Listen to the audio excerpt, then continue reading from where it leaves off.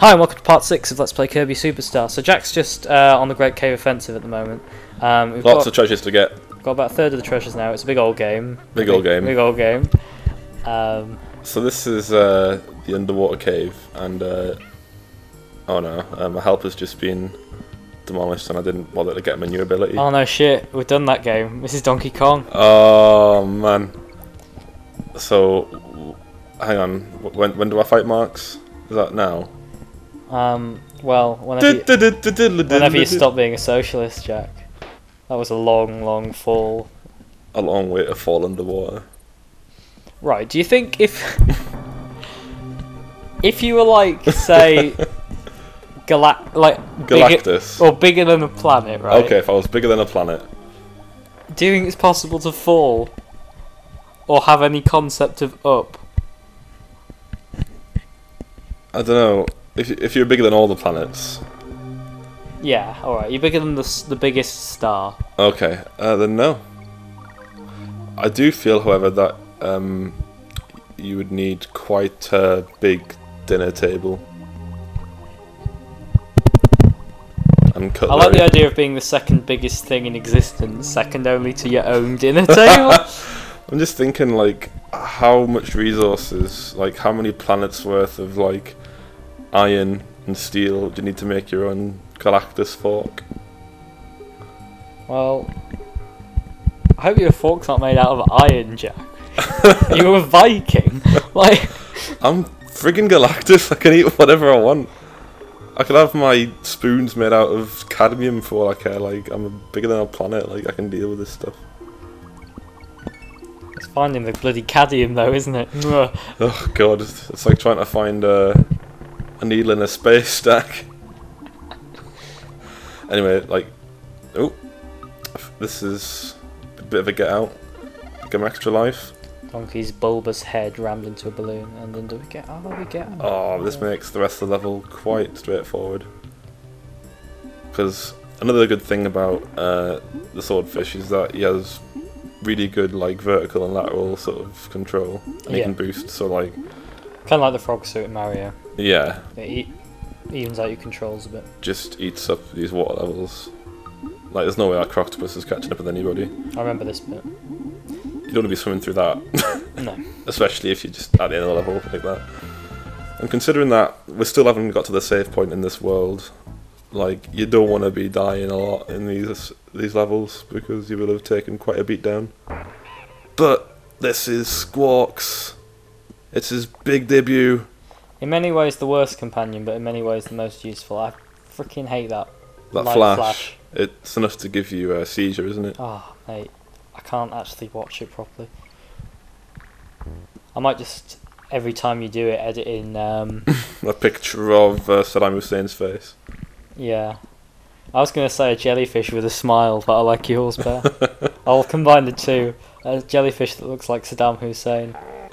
I like it. Would he be called, I'm trying to think of a pun. You can't. Squidam. Calamari. I don't know. Jellyfish aren't squids, Jack. Oh, well. No wonder, like... Type that in Wikipedia, I want to verify that. They're not. So, in this level you see a lot of... headache-inducing light flashes. That too, but you see a lot... I forgot to say. You see a lot of enemies which only Donkey Kong's really suited to deal with. Like, properly. What are they called? K-Rusher? You've got, yeah, K-Rusher, Crusher, and you've also got Clump, but you can cartwheel into his bonds. That's Crusher, isn't it? Yeah, that's Crusher. You unlock Crusher in Donkey Kong 64. Again, the only Donkey Kong game I really know. You unlock him? He's a multiplayer character. Oh, okay. It's also the name of this product you can get, which you can make a milkshake out of if you have milk added to it. And whenever I see that advert, I always think of Crush from Donkey Kong. Not cats play instruments, just a giant beefy lizard. I think your mind must be really boring if when you see something that's all you can think of. Mine is quite boring. Like, one time, I just sat there trying to, like, think about the word wood really clearly for ages. Sometimes I don't think we're that well equipped to give interesting talk for a long period of time. I don't care. Like this is therapeutic for me. It means I don't have to be thinking about words for a while. So please give just £2 a month so me and Jack can keep recording these videos. And Yeah, they're trying to knock down our house, and they're succeeding.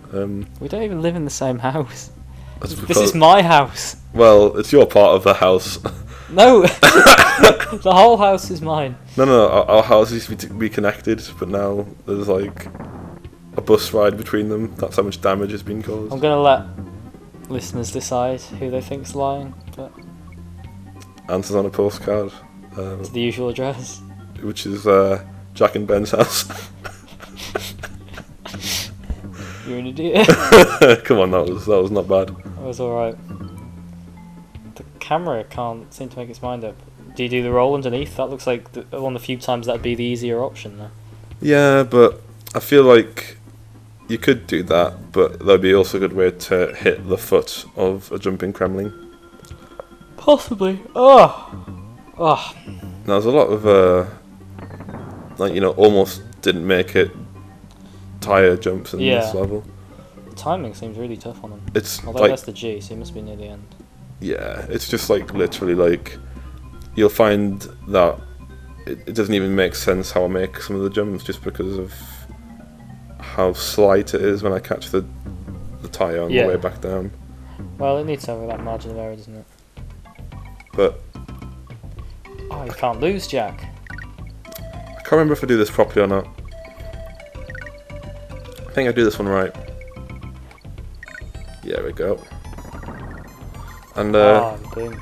we get to see this again. Wow, it's a lot of extra lives. Much needed. I mean, like, I think this game even, is divided into two clear sets of levels. Ones which are quite straightforward and you can get through. Maybe you'll die once, but that's just because you didn't know what was coming or you just made a mistake. Yeah.